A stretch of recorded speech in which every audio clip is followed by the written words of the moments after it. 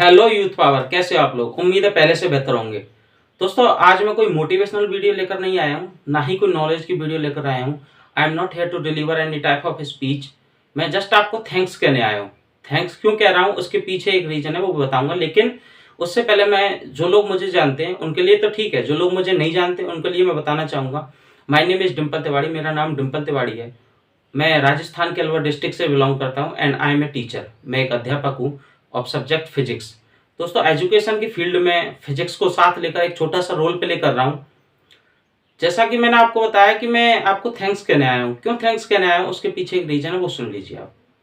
दोस्तों, मेरे 250 subscriber complete हो गए। जी हाँ, 250, यानी कि जिसको आप 250 बोलते हो, जिसको आप 250 बोलते हो, वो कंप्लीट हो चुके हैं। और उसी की वजह से मैं आपको थैंक्स कहने आया हूँ। अब आप लोग बोलेंगे कि 250 सब्सक्राइबर पर कौन थैंक्स कहता है। 250 सब्सक्राइबर इतनी बड़ी खुशी। लेकिन दोस्तों, मैं आपको बता दूं कि 250 का आंकड़ा मेरे लिए बहुत बड़ी बात है। अभी 4 हफ्ते पहले मैंने ये यूट्यूब चैनल शुरू किया है। 4 हफ्ते से मैंने वीडियो डालना शुरू किया है। और तब मैंने शुरुआत जो की थी वो 0 सब्सक्राइबर से की थी। लेकिन 4 हफ्ते में 250 लोगों का सपोर्ट मिलना, 250 लोगों का प्यार मिलना मेरे लिए बहुत बड़ी बात है। मान रहे हैं दोस्तों, ये आंकड़ा छोटा सा आंकड़ा है, लेकिन आपके लिए बता दें कि 0 से 1 करने में बहुत टाइम लगता है। लेकिन 1 से 10 करने में टाइम नहीं लगता, 10 से 1000 करने में टाइम नहीं लगता। शुरुआत करने में बहुत बड़ा टाइम लगता है, शुरुआत करने में बहुत मेहनत लगती है। अब ये YouTube चैनल मैंने शुरू क्यों किया, इसके पीछे क्या रीजन है, एक दोस्तों एक बहुत बड़ा मकसद है यूथ के लिए। वो किसी दिन मैं आपको बताऊंगा, जब मेरी YouTube फैमिली में अच्छे खासे एक तादाद में बहुत सारे लोग जब मेरे साथ जुड़ जाएंगे, एक यूथ का कॉन्वॉय मेरे साथ जुड़ जाएगा, मेरी यूट्यूब फैमिली में ढेर सारे लोग जब मेरे साथ हो जाएंगे, उनका सपोर्ट जब मुझे मिलेगा, तो मैं आपके सामने वो स्टोरी रखूंगा कि किस वजह से, क्या ऐसा हुआ मेरे साथ कि मेरे को यूट्यूब चैनल पर आकर यूथ के लिए कुछ करना पड़ा। दोस्तों, मेरे मन में शुरू से यूथ के लिए था कि यूथ के लिए कुछ करना है। अब जैसे आपको पता है कि मैं एक टीचर हूँ, तो मैं आपके लिए फिजिक्स पढ़ा सकता था। और इनफैक्ट मैं बहुत अच्छी तरीके से आपको फिजिक्स पढ़ाता, हालांकि मैं अपनी पढ़ाई नहीं कर रहा, बट आप देखते हैं कि मैं आपको फिजिक्स कैसे एक्सप्लेन करता। एज एक छोटे से 0 लेवल से शुरू करके अपर हाई लेवल तक आपको हर एक कंसेप्ट आपको क्लियर करता कि कैसे क्या चीज हुई। ठीक है, लेकिन मैं आपको फिजिक्स पढ़ाना छोड़कर ये मोटिवेशन और नॉलेज की वीडियो को लेकर आ रहा हूँ। इसके पीछे क्या रीजन है दोस्तों, देखो, स्कूल में जब एक बच्चा जाता है, स्कूल में लगा लो, कोचिंग में लगा लो, किसी इंस्टीट्यूट में लगा लो, जब बच्चा कोई तैयारी कर रहा है तब लगा लो, तो वहाँ काफी सारे टीचर उसको पढ़ाते हैं। ठीक है, बुक्स वगैरह से उसका जो सिलेबस होता है उसको पढ़ाते हैं। अब पढ़ाना क्या टीचर का ही काम रह गया, केवल पढ़ाएगा क्या, और कोई काम नहीं है टीचर का। दोस्तों, बच्चे को सिर्फ पढ़ाना ये तो हर कोई कर लेगा, लेकिन उसको गाइड करना, समाज में कैसे रहना है, उसका मार्गदर्शन करना, ये सब भी तो एक टीचर का काम है। आपको पता है माँ को पहला गुरु क्यों बोलते हैं? क्योंकि माँ केवल पढ़ाती थोड़ी है, माँ केवल बताती थोड़ी है, लेकिन माँ उसको सिखाती है कि बेटा ऐसा करना है, बेटा ऐसा नहीं करना है। बच्चे को चलना सिखाती है, बच्चे भूख लगती है ना तो उसको खाना खिलाती है, उसकी सारी प्रॉब्लम, जब वो रोता है तो उसको चुप कराती है। इसलिए तो माँ को पहला गुरु बोला गया है। तो ये एक टीचर का भी धर्म है, ये एक शिक्षक का भी धर्म है। शिक्षक कोई साधारण नहीं होता, जैसा कि आपने सुना है पिल्ला और निर्माण उसकी गोद में पलते हैं, और ये बिल्कुल सही बात है। सृजन भी उसके हाथ में, विनाश भी उसके हाथ में। वो विद्यार्थी को कुछ भी बना सकता है, विद्यार्थी को एक बहुत बड़ा साइंटिस्ट भी बना सकता है। विद्यार्थी अगर पथ भ्रष्ट हो जाए और अध्यापक का ध्यान ना हो तो विद्यार्थी कुछ भी गलत कर सकता है।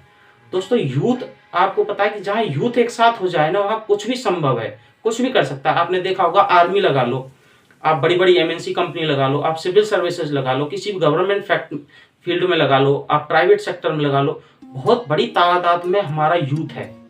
और दोस्तों, भारत को विश्व गुरु ऐसे नहीं कहते, भारत को इतना बड़ा देश, हर चीज में अचीवमेंट लाने वाला इसलिए नहीं कहते। क्यों कहते हैं? क्योंकि इसमें यूथ सबसे ज्यादा है। और दोस्तों, जहाँ यूथ खड़ा हो गया ना, जहाँ यूथ ने सोच लिया कि कुछ कर दिखाना है, वहाँ कुछ भी चीज असंभव नहीं है, हर चीज संभव है। बड़ी बड़ी सरकारें झुक जाती है युवाओं के सामने।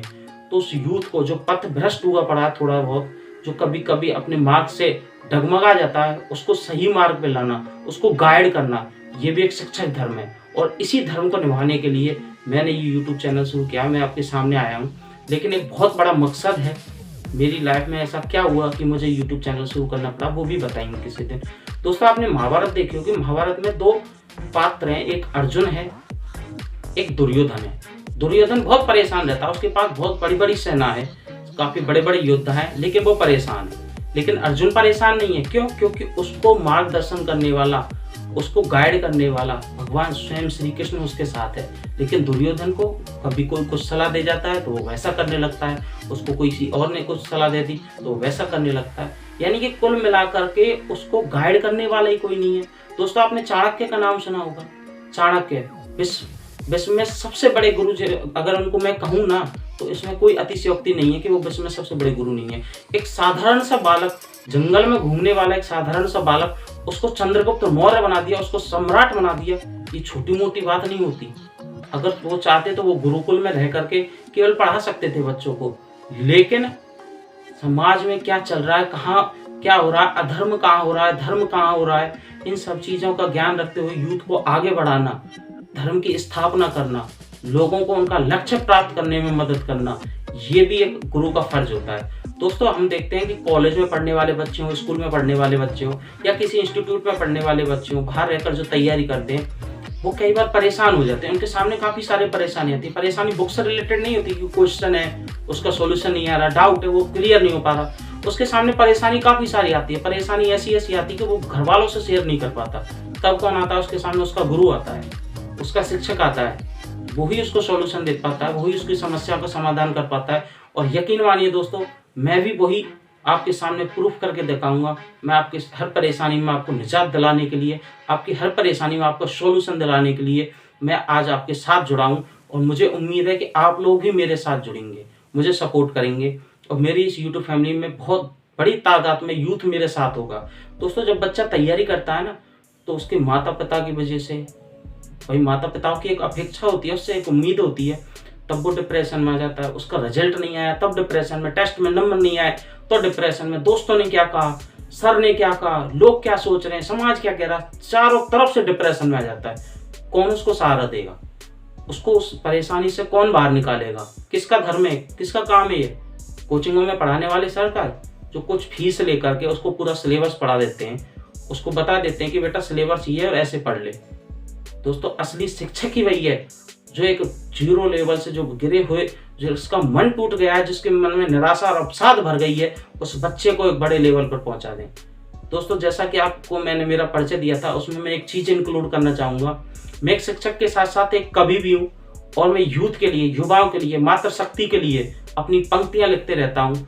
व्यंग की हूँ, प्रेम की हूँ, श्रृंगार की हूँ, ओज की हूँ, ये सभी पंक्तियां मैं यूथ को डेडिकेट करते हुए, अपनी मातृशक्ति को डेडिकेट करते हुए लिखता रहता हूँ। और यूथ के लिए मैंने कुछ पंक्तियां भी लिखी हैं। बीच बीच में मेरी वीडियो में मैं आपके लिए उन पंक्तियों को सुनाता रहूंगा, ताकि यूथ मोटिवेट रहे। जो बाहर लोग तैयारी कर रहे हैं ना रूम पर रहकर, उन्हीं को पता है कि वो कितना स्ट्रगल कर रहे हैं।